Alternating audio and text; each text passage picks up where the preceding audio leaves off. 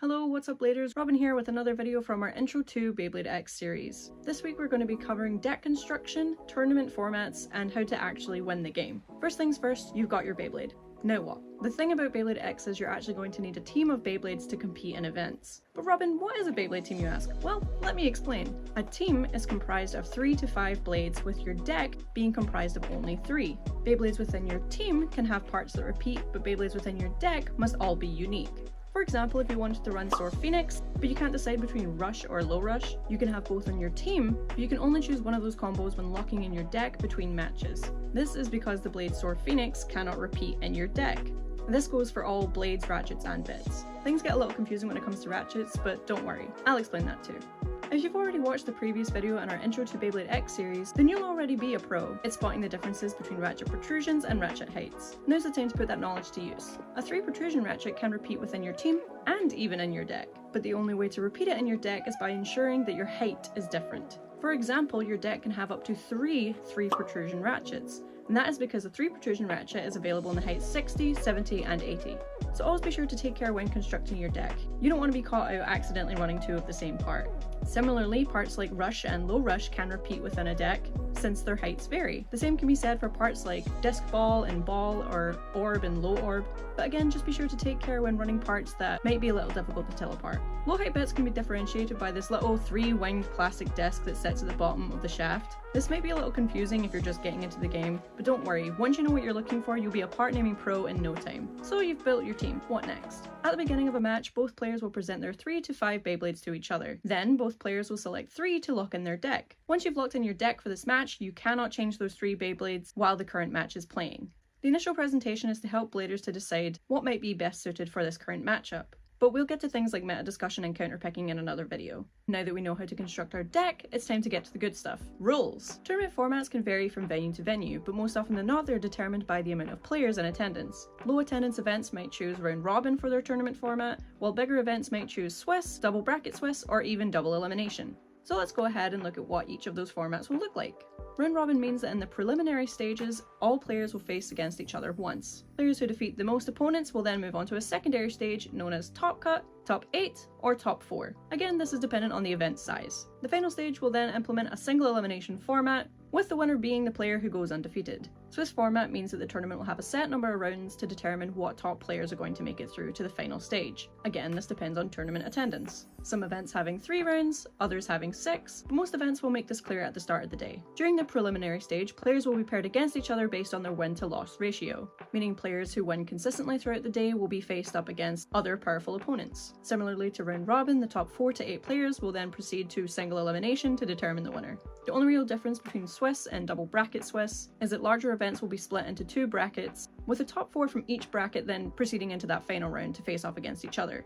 This is really just to speed up the event so players aren't waiting forever for their matches. And double elim is pretty self-explanatory. 2 losses and you're out. But just to clarify any confusion, let me break it down. The event is split into a winner's bracket and a loser's bracket. If you lose once, you get bumped down into the loser's bracket. But if you manage to survive in that loser's bracket, you can fight for your place in the finals. TLDR for this format is just don't lose twice. Now with all the format stuff out of the way, let's get into the real reason why you're here.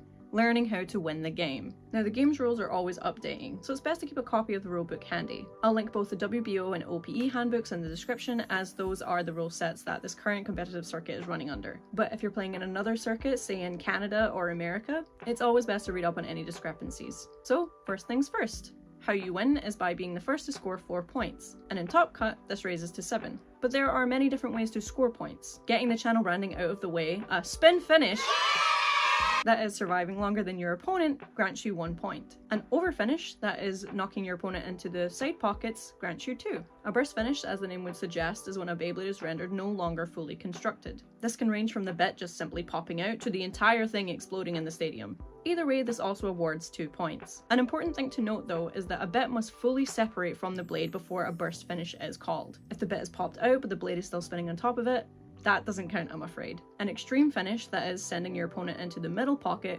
awards you 3 points. The WBO partnered OPE Circuit currently runs under the rule set of launching your opponent through the top of the stadium, 1 point, and we move on. Another way points might be awarded is through an own finish. Now, all previously stated win conditions only apply if both you and your opponent have made contact while in the stadium, before the game has concluded.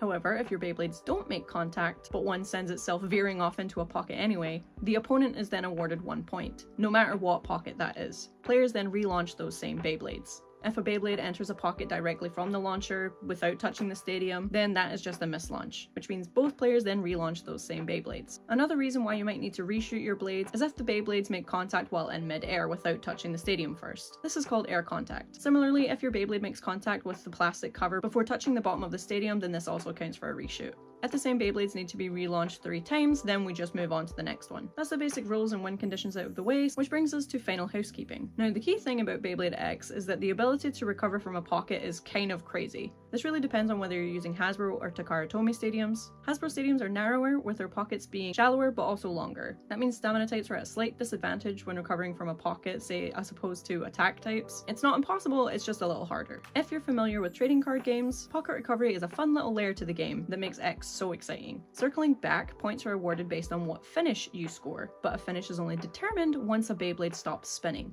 regardless of where they are in or out of the stadium. If you manage to sink your opponent into a pocket and they're still spinning, then rebound their way out of that pocket, that finish becomes null and void. The amazing part is when they return from a pocket and then knock you into the extreme lane. It's so fun. What a fun way for your opponent to win the game.